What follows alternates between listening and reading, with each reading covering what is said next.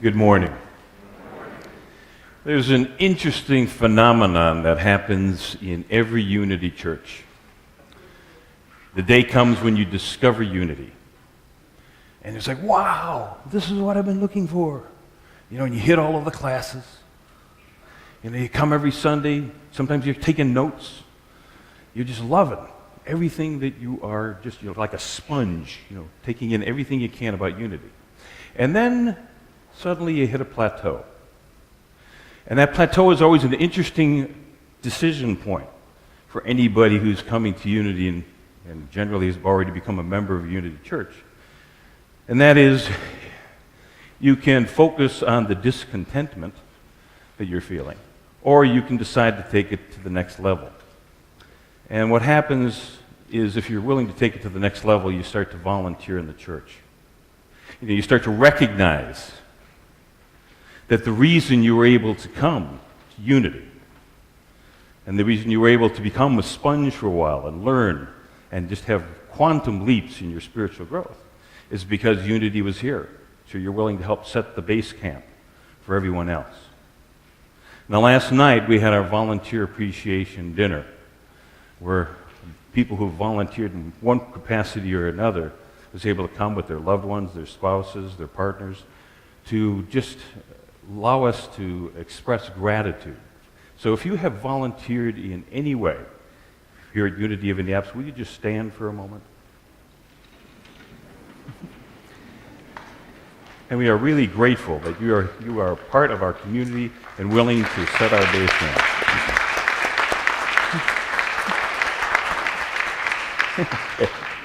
I was hearing a common refrain this morning because I know that turnout last night was a little less than we'd had the last few years, and a lot of people this morning are, I forgot.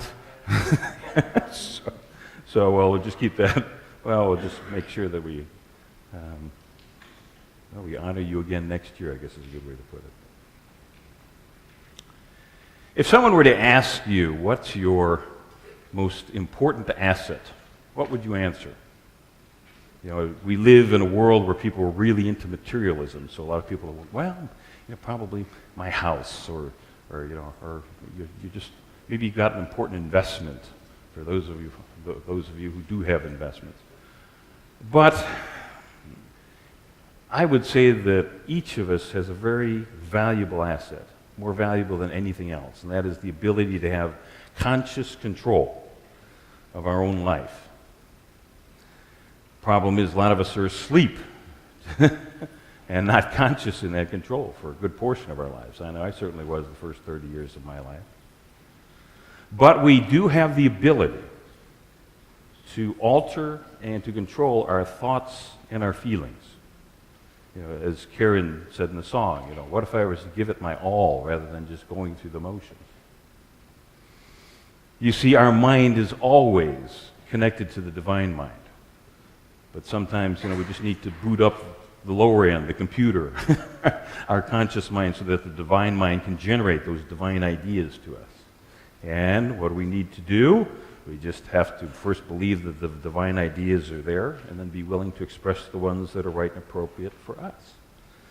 But it can be challenging. I know I still haven't mastered this. You get really swayed by outer appearances. So you'll ask someone how they're feeling today, and they'll say, I don't know, let me see how my boss is. Or let me see how my stock portfolio did today. Suddenly it's everything is dependent upon the world around them, rather than recognizing that we are a co-creator with this divine energy in the world, regardless of what's happening out here. We can have a prosperous and happy life. There was a man who went to his doctor, and he was diagnosed with an incurable disease. And the doctor and his staff were, just like, wow, you got maybe 6 months at the most to live. And the man went home and mulled this over. And a lot of people in that position would just, have an emotional implosion. But this guy, the next day, got up, went to work like he always did, and his word got around about his diagnosis. One person asked him, well, what are you going to do? He said, well, I'm going to do what I've always done. Take it one day at a time. And take it one day at a time with a grateful heart. 10 years later, he was still going strong, and they were 10 very productive, creative years, and he's still going. Now, you could speculate maybe there was a problem with the diagnosis, but I think we know better. We do have a chance to take control of what's happening to us. So, the lesson's title today is The Art of Gratitude. A lot of people have heard about the attitude of gratitude and gratitude journals. But I want you to be able to take it to a new art form, take it to a new level. Many people think of gratitude as almost an obligation. Someone does something nice for you, so you must give them thanks. You know, we're at an interesting time now with the shift in generations where, you know, I've heard people complain about having given someone and they hadn't written a thank you note. You know, I know my sister is very diligent with her two sons who are in their teens about, you know, you get a gift, you're supposed to send them a handwritten thank you note. You know. And I've encountered it where someone was upset, you know, that perhaps I didn't thank them, or in the moment just it didn't occur to me because other things were being presented to me at the time.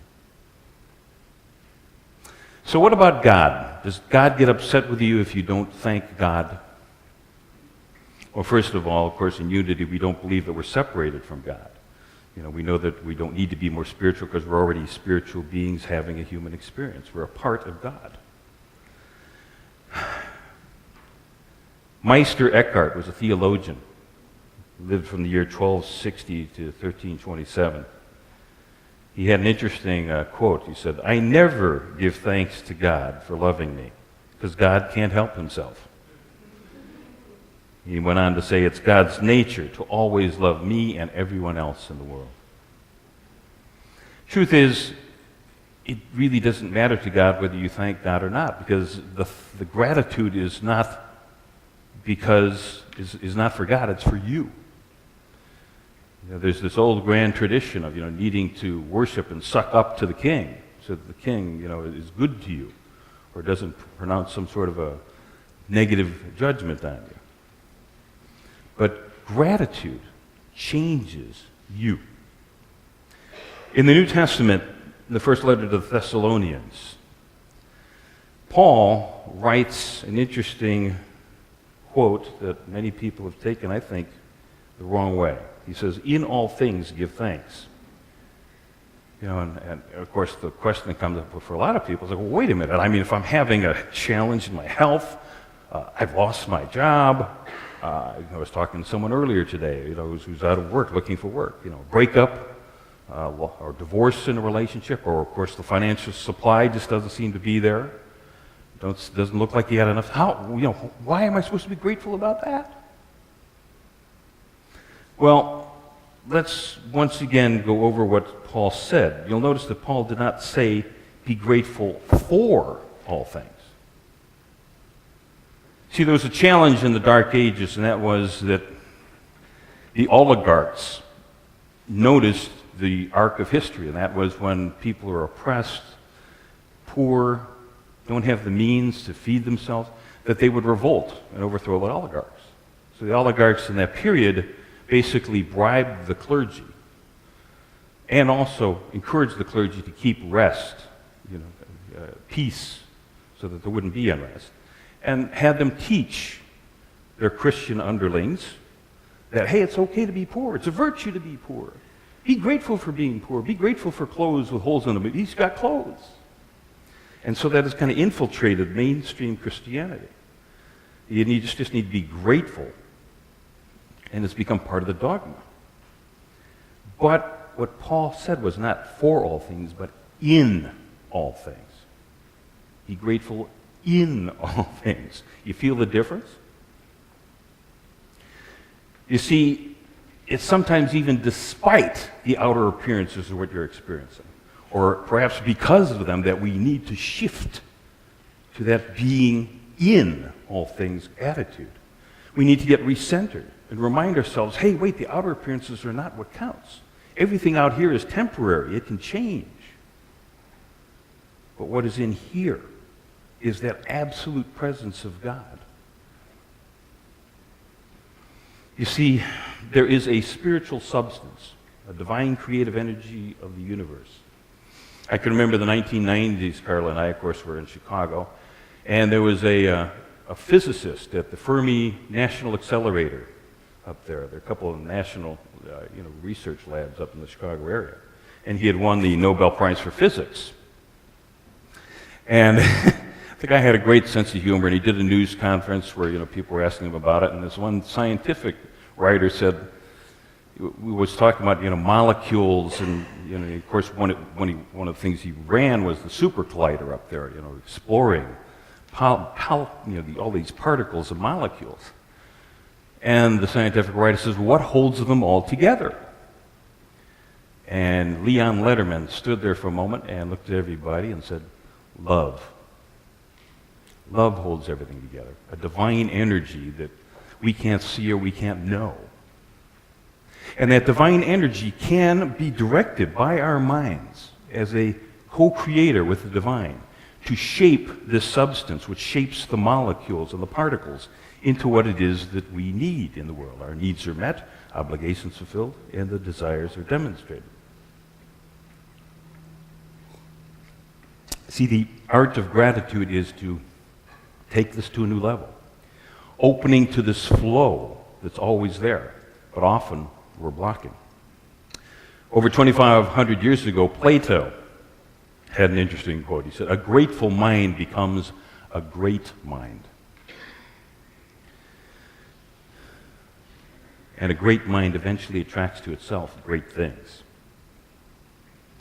Eric Butterworth, in his wonderful book, Spiritual Economics, related the story of an English couple that was coming to visit New York City.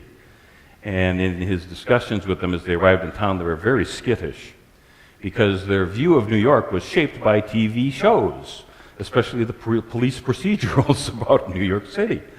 I can remember in Chicago when Hill Street Blues was out, Carla and I went to visit family in Kansas, and some people were like, you live inside the city of Chicago? Because their view of it was Hill Street Blues or one of these police procedurals. So the host very wisely took them to the top of the Empire State Building. And it was one of these beautiful days, the weather was perfect, unlimited visibility. And on that first day, whenever good things were happening, the host would point it out to people, when people were being friendly and the like.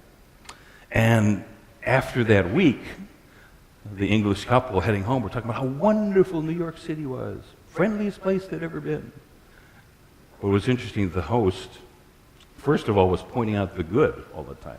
But he took them to the mountaintop. Granted, it was a human-created mountaintop.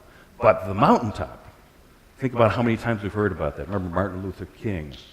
I've been to the mountaintop. And then, of course, all of these biblical references to looking up to the mountains or worshiping on the mountains. Well, this is that idea of the higher consciousness. And I hear people use the frame, well, give me the 30,000 foot on this, as if you're 30,000 feet in the air and see the whole landscape. Being willing to see the whole landscape of your life or your experience. So many people have been taught to give thanks for things. And it's actually worked quite well for many people. So when we start talking about the shift, some people protest. Well, I've been doing a gratitude journal now for 5 years, and how wonderful it is. That's great. The problem is that when you're grateful for things, it can sometimes bring to your mind the contrast between your experience now and the experience the way you would really want it to be. Your health may not be as good as other people around you.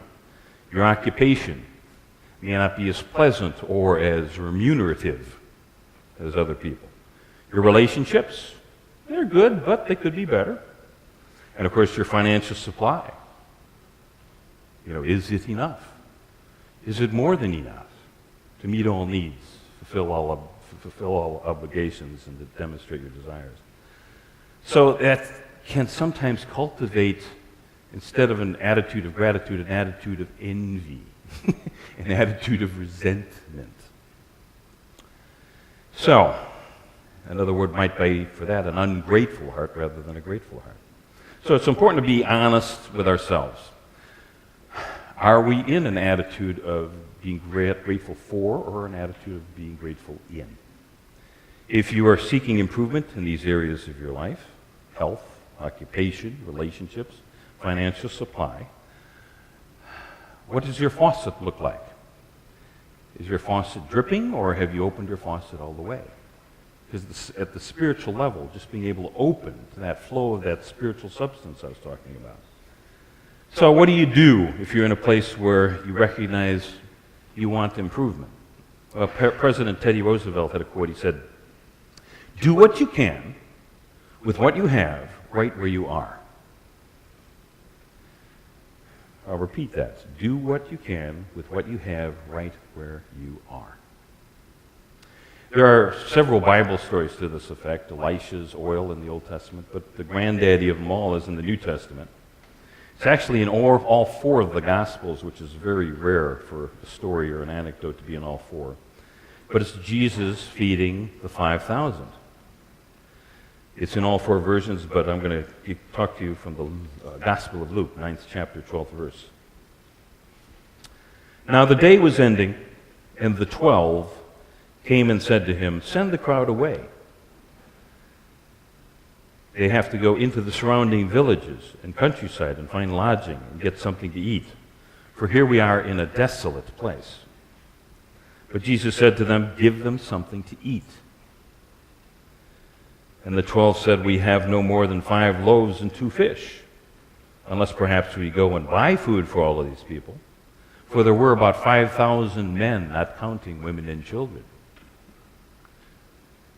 And he said to his disciples, "Have them sit down to eat. Gather them in groups of about 50.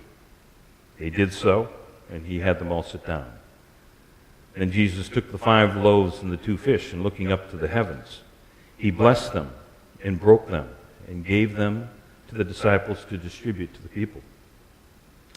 And they all ate and were satisfied. And the broken pieces that were left over were picked up, and there were 12 baskets full."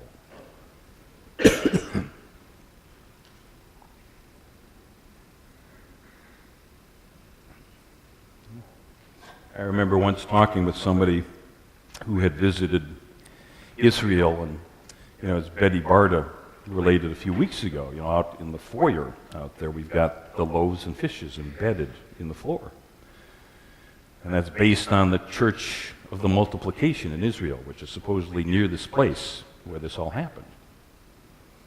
And he was joking about, they were digging in the sand, seeing if they could find a truck from Nick's Fish Market. There are a lot of people that are trying to explain away, and I've heard, as a minister and being active in unity since 1987, I have heard, a lot of explanations, a lot of theories of what could have happened to explain, how the food got there. But that misses the point of the symbolism of the story. Because bread in Bible symbolism represents that substance, that spiritual substance I'm talking about, and fish represents ideas. So, the substance of the universe comes together with an idea. Your imagination sets them forward so that all needs are met. The 5,000 and the groups of 50, they represent your 5 senses. In other words, your needs here in the physical world. And of course, the 12 are your 12 powers. And at the end, you have 12 baskets full. All your 12 powers have all of the substance they need to take care of anything in the world. So to me, it doesn't matter whether it happened or not. It's a very powerful story. And it was interesting because there are 2 references. One is that Jesus looked up to heaven. Again, looked to the mountaintops. But he also looked away from the apparent lack that was in front of him. And then he blessed what was there. Now, I hear people say a lot of times, "I'm blessed, I'm blessed." What exactly does blessed mean? Blessing means to confer prosperity upon. And you don't need to be God, you don't need to be Jesus, you don't need to be the clergy. You can bless. You can confer prosperity upon anything or anyone in your life. It's a matter of correcting your attitude. Being able to see something, but then see that you are opening the faucet of spiritual substance into whatever your situation is, so that you can create what it is that you desire. Sorry about my dry throat today. So the feeding of the 5,000, as I said, it really doesn't matter if it happened or not or how it happened, because God always works through coincidences. You know, you can pray for financial supply, and a lot of people think, oh, I'll open the door and there'll be a basket full of cash just sitting there. It doesn't work that way.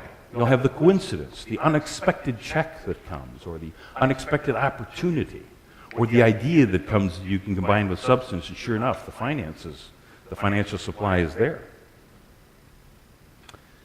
So, there was a missionary in Africa who would stop and study various tribes. And he got to this one tribe where he noticed they were living in poverty. And it seemed odd because all around him, the tribes had more than enough. But this particular tribe was just living a miserable existence. And after a few months just spending with them and interviewing people and talking, he recognized that in their language, for some reason, they did not have a word for gratitude or thanks. Now, he couldn't come to a conclusion on it, but he recognized, wow, could it have been that through some weird quirk of evolution that these people forgot how to be grateful? And I realize how when someone is experiencing lack or poverty, it's just a matter of they had forgotten how to be thankful in all circumstances. It is just a shift in attitude. Are you for or are you in? George Bernard Shaw is a journalist and a playwright, lived from 1856 to 1950. He said, God has given us a world that nothing but our own folly keeps from being a paradise. Our world always has potential for you.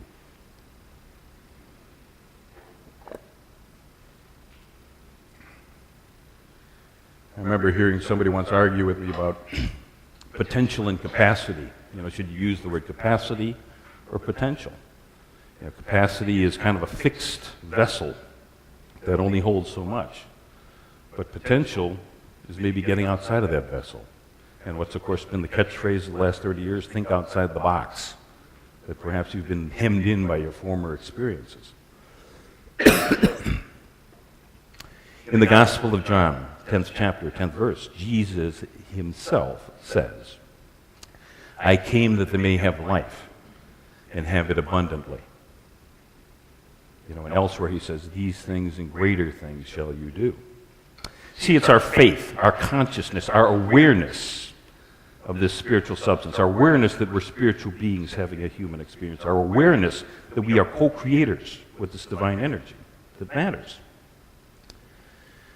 Gratitude in all things. So let's just take a moment now. Just take a nice deep breath and just be in this moment.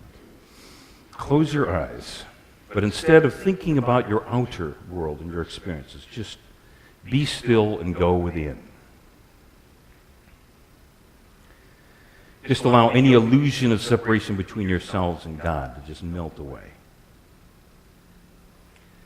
And from within this place, just feel that oneness with God. And then open your heart in gratitude. Your gratitude in all things.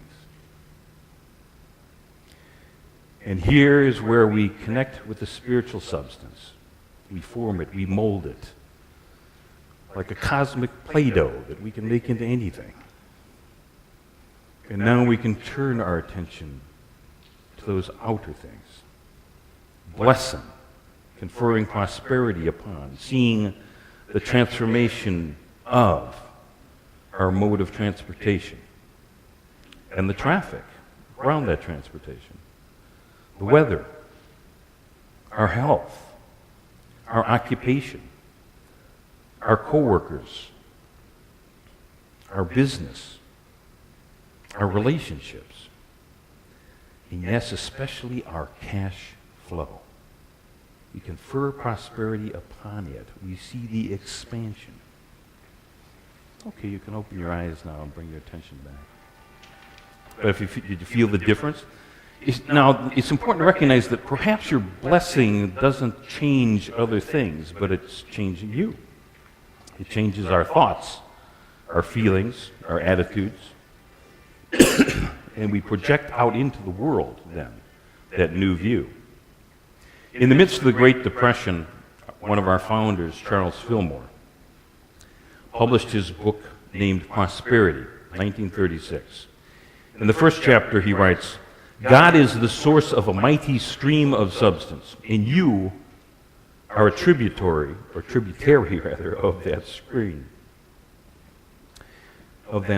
a channel of expression. Blessing the substance increases its flow. If your money supply is low or your purse seems empty, just take it in your hands and bless it. See it filled with the living spiritual substance, ready to become manifest. As you prepare your meals, bless the food with thoughts of spiritual substance. When you dress, bless your garments, and realize that you are being constantly clothed with God's substance. The more conscious you become of the presence of living substance, the more it will manifest for you, and the richer you will be for the common good of all. Do not take anyone's word for it, but try the law for yourself. The other fellow's realization of substance will not guarantee your supply. You must become conscious of it for yourself.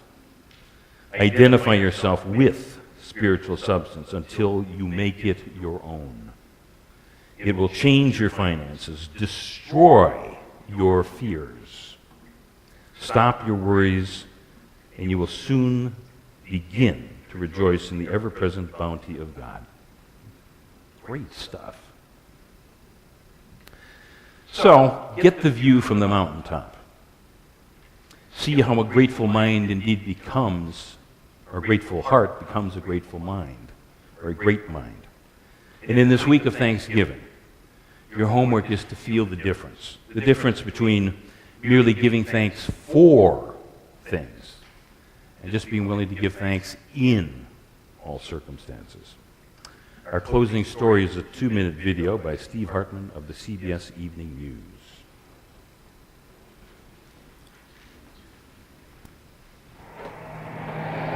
We caught up with Joe Brown of Pensacola, Florida, as he was about to go into a barber shop. Steve. Imagine being 98 Nice to meet you. and still having the energy and the hair to visit a barber.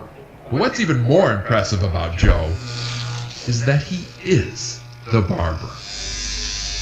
In a minute, I will ask why anyone would go to a 98-year-old barber.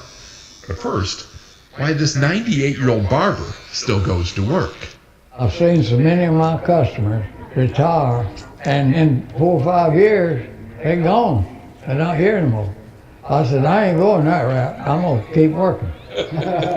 Joe started cutting hair during the Great Depression and has been doing it pretty much every week since. His last vacation was last century. The guy truly loves his job and can only cite one bad chapter in his whole career. The worst time in barbering was when Obviously, he has tried to block out the disaster. what was them long-haired ducks that come over here, the musicians? The Beatles? The Beatles. Joe says the Fab Four cost him a fortune. Once they showed up, nobody wanted a haircut for years. But he waited out the Beatles and outlasted virtually every barber of his time. And what's even more amazing than his tenure is the touch he still has with those scissors. Customers like Christian Wagley say they're not coming here out of loyalty. But it's not. He always gives a perfect haircut, so there's just nothing, you know. He could be 28 years old. Even those college kids who once avoided him in droves are back. Josh Tyndall says a lot of guys in his fraternity come to Joe for no other reason than they like his work. In fact, Josh didn't even know he was 98. You're finding this out for the first time now? Yeah. Want to get up? No? It's even better. Sometimes I suppose it's nice to be recognized for living as long as Joe has. But I imagine it's even nicer when no one notices or cares. I appreciate it. Steve Hartman, on the road Take care. in Pensacola, Florida.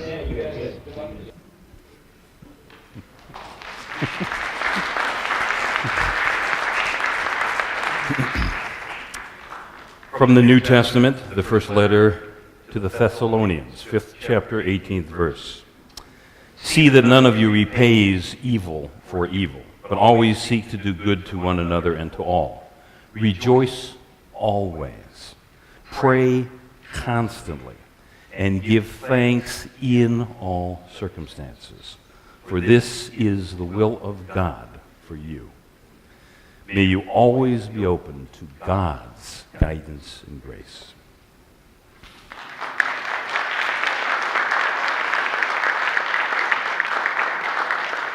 It is now time for our tithes and offerings. And so let's use the advice that I was just giving to you. Now, if you do give electronically, whether it's once or if you set up automatic donation, just hold the amount that you give in your mind.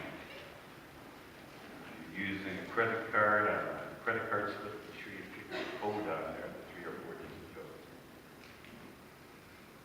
And, as Charles Fillmore said in his book, Prosperity, just hold what you have in your hand.